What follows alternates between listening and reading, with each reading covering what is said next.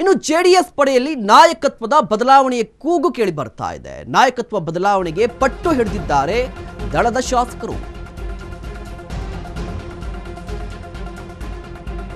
ನಾಯಕತ್ವ ಬದಲಾವಣೆಗೆ ಜೆಡಿಎಸ್ನ ಶಾಸಕರು ಪಟ್ಟನ್ನ ಹಿಡಿದಿದ್ದಾರೆ. ಸುರೇಶ್ ಬಾಬು ವಿರುದ್ಧ ಜೆಡಿಎಸ್ ಶಾಸಕರು ಅಸಮಾಧಾನಗೊಂಡಿದ್ದಾರೆ.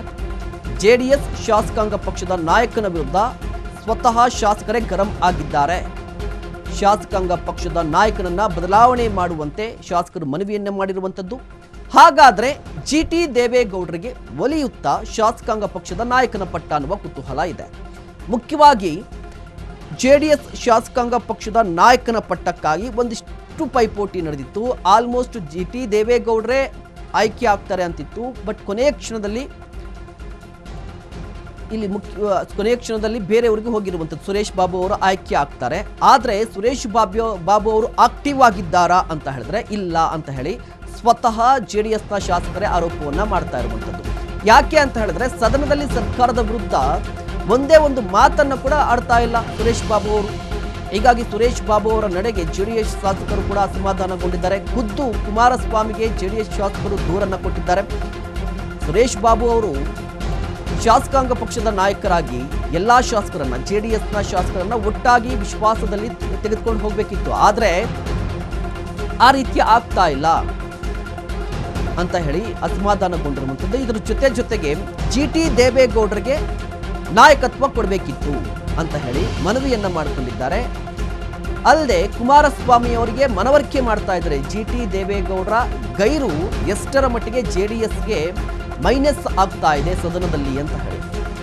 ಈಗ ಒಂದು ಸದನ ಆರಂಭವಾಗುತ್ತೆ ಅಂತ ಹೇಳಿದ್ರೆ ಯಾವುದೇ ಪಕ್ಷ ಇರಲಿ, ಶಾಸಕಾಂಗ ಪಕ್ಷದ ನಾಯಕ ಎಲ್ಲರನ್ನೂ ಕೂಡ ಒಟ್ಟಾಗಿ ಕರೆದುಕೊಂಡು ಯಾವ ರೀತಿಯಾಗಿ ಸರ್ಕಾರದ ವಿರುದ್ಧ ಕಾರ್ಯತಂತ್ರವನ್ನು ರೂಪಿಸಬೇಕು, ಯಾವ ರೀತಿಯಾಗಿ ಸರ್ಕಾರವನ್ನ ಇಕ್ಕಟ್ಟಿಗೆ ಸಿಲುಕಿಸಬೇಕು ಅಂತ ಹೇಳಿ ಒಂದು ಮೀಟಿಂಗ್ ಅನ್ನ ಮಾಡಬೇಕಿತ್ತು. ಅಟ್ಲೀಸ್ಟ್ ಸುರೇಶ್ ಬಾಬು ಅವರು ಆ ಮೀಟಿಂಗ್ ಕೂಡ ಮಾಡಿಲ್ಲ.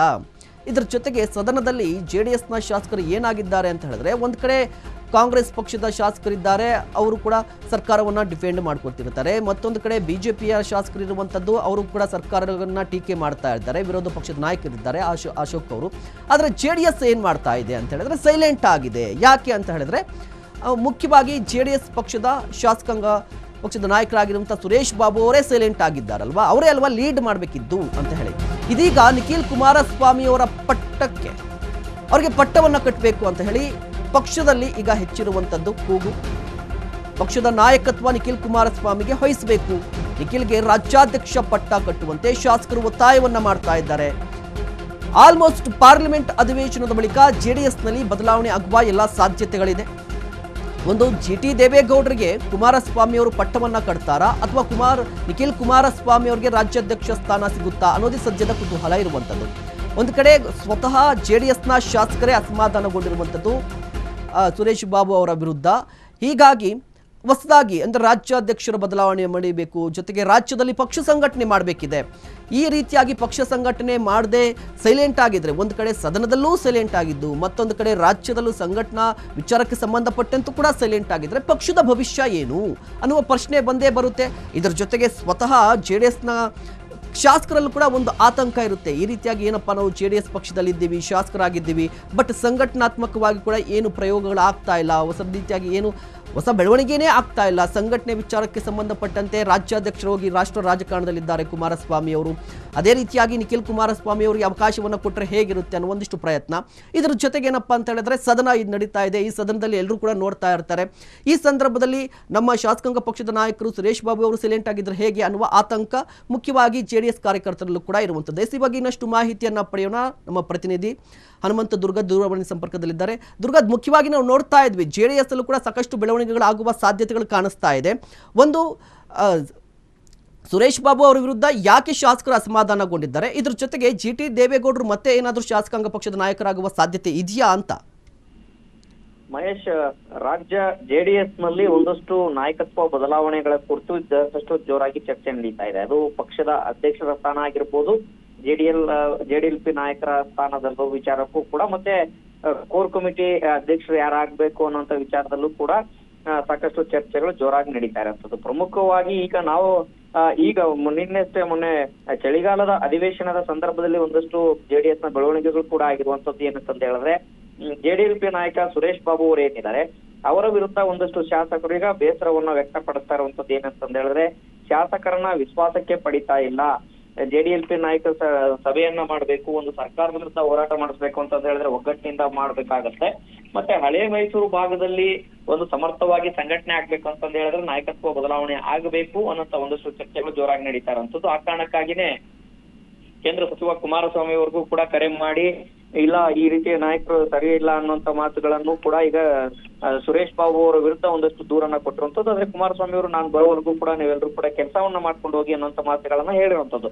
ಆದ್ರೆ ಇಲ್ಲಿ ಗಮನಿಸಬೇಕಾದಂತ ವಿಚಾರ ಏನಂತ ಹೇಳಿದ್ರೆ, ಒಂದ್ ಕಡೆಗೆ ಸುರೇಶ್ ಬಾಬು ಅವರ ವಿರುದ್ಧ ಒಂದು ದೂರನ್ನ ಅಸಮಾಧಾನವನ್ನ ಹೊರಹಾಕುವುದ್ರ ಜೊತೆಗೆ GT ದೇವೇಗೌಡರ ಅಗತ್ಯತೆಯ ಬಗ್ಗೆನೂ ಕೂಡ ಕುಮಾರಸ್ವಾಮಿ ಅವರಿಗೆ ಮನವರಿಕೆ ಮಾಡುವಂತ ಕೆಲಸವನ್ನ ಜೆಡಿಎಸ್ ಶಾಸಕರು ಮಾಡ್ತಾ ಇರುವಂತದ್ದು. ಯಾಕೆಂತಂದ ಹೇಳಿದ್ರೆ ಹಳೆ ಮೈಸೂರು ಭಾಗದಲ್ಲಿ ಪಕ್ಷ ಸಂಘಟನೆ ಆಗ್ಬೇಕು ಅಂತಂದ ಹೇಳಿದ್ರೆ GT ದೇವೇಗೌಡರ ಅಗತ್ಯತೆ ತುಂಬಾ ಇದೆ, ಅದನ್ನ ಮಾಡ್ಬೇಕು. ಮತ್ತೆ ಸದನದಲ್ಲೂ ಕೂಡ ಒಂದು ಪಕ್ಷದ ನಿಲುವುಗಳನ್ನು ಬಹಳ ಸ್ಪಷ್ಟವಾಗಿ ಹೇಳ್ಬೇಕು ಅನ್ನುವಂಥದ್ದಾದ್ರೆ ಅದಕ್ಕೆ GT ದೇವೇಗೌಡರ ಅವಶ್ಯಕತೆ ಇದೆ ಅನ್ನುವಂತ ಮಂತ್ರ GT ದೇವೇಗೌಡರ ಪಟ್ಟಣ ಅವರ ಪರವಾಗಿ ಒಂದಷ್ಟು ಬ್ಯಾಟಿಂಗ್ ಗಳನ್ನು ಕೂಡ ಮಾಡ್ತಾ ಇರುವಂತದ್ದು. ಅಂತಿಮವಾಗಿ ಪಾರ್ಲಿಮೆಂಟ್ ಅಧಿವೇಶನ ಮುಗಿದ ಬಳಿಕ ಇದೆಲ್ಲ ವಿಚಾರಗಳಲ್ಲೂ ಮತ್ತೆ ಚರ್ಚೆಗೆ ಮುನ್ನೆಲೆಗೆ ಬರ್ಬೋದು. ಮತ್ತೆ ಸಂಕ್ರಾಂತಿಯ ಹೊತ್ತಿಗೆ ಜೆಡಿಎಸ್ ನಲ್ಲೂ ಕೂಡ ಒಂದಷ್ಟು ಬದಲಾವಣೆಗಳ ಪರ್ವ ಶುರು ಆಗ್ಬಹುದು. ಮಹೇಶ್, ಹನುಮಂತ್, ಮುಖ್ಯವಾಗಿ GT ದೇವೇಗೌಡರಿಗೆ ಕುಮಾರಸ್ವಾಮಿ ಅವರು ನಿಜವಾಗ್ಲೂ ಕೂಡ ಪಟ್ಟವನ್ನು ಕಟ್ಟುವ ಸಾಧ್ಯತೆಗಳು ಎಷ್ಟಿದೆ ಅಂತ ಹೇಳಿ, ಯಾಕೆಂದ್ರೆ ಕುಮಾರಸ್ವಾಮಿ ಅವರು ವಿರುದ್ಧವೇ ಒಂದಿಷ್ಟು ಮಾತುಗಳನ್ನು ಆಡಿದ್ರು ಅಂತ.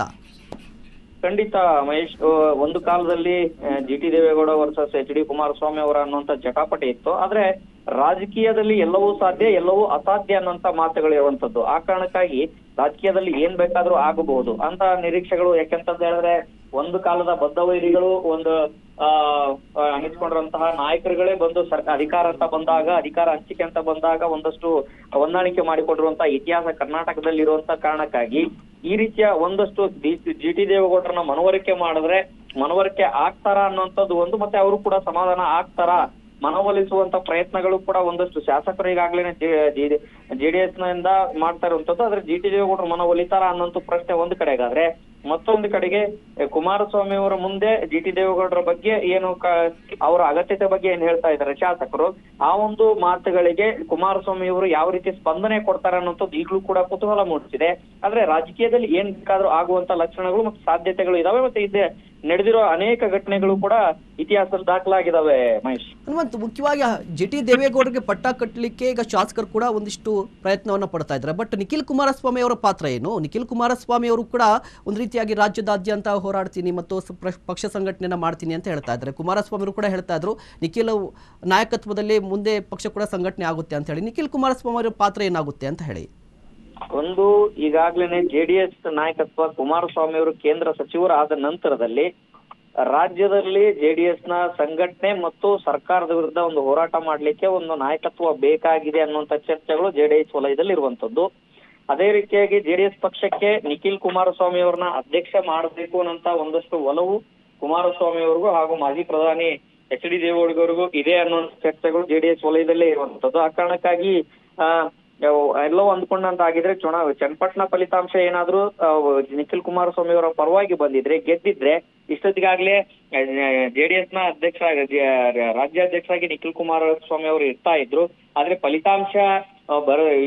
ಫಲಿತಾಂಶದಲ್ಲಿ ಒಂದಷ್ಟು ಸೆಟ್ಬ್ಯಾಕ್ ಆಗಿರುವಂತ ಕಾರಣಕ್ಕಾಗಿ ಅದು ತಡ ಆಗಿದೆ ಅನ್ನುವಂತ ಚರ್ಚೆಗಳು ಜೆಡಿಎಸ್ ವಲಯದಿಂದನೇ ಕೇಳಿ ಬರ್ತಾ ಇದೆ.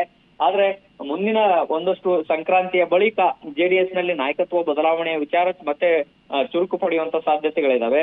ಆ ಒಂದು ಸಂದರ್ಭದಲ್ಲೂ ಕೂಡ ಒಂದಷ್ಟು ರಾಜಕೀಯ ಲೆಕ್ಕಾಚಾರಗಳು, ಜಾತಿಯ ಲೆಕ್ಕಾಚಾರಗಳು ಎಲ್ಲವನ್ನೂ ಹಾಕಿಕೊಂಡು ನಾಯಕತ್ವದ ಆಯ್ಕೆ ಆಗತ್ತೆ.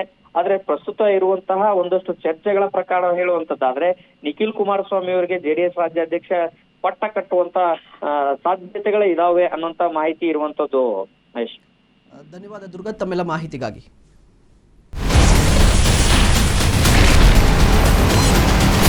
Ashwavega English News. Coming soon. Your channel, your voice, your trust.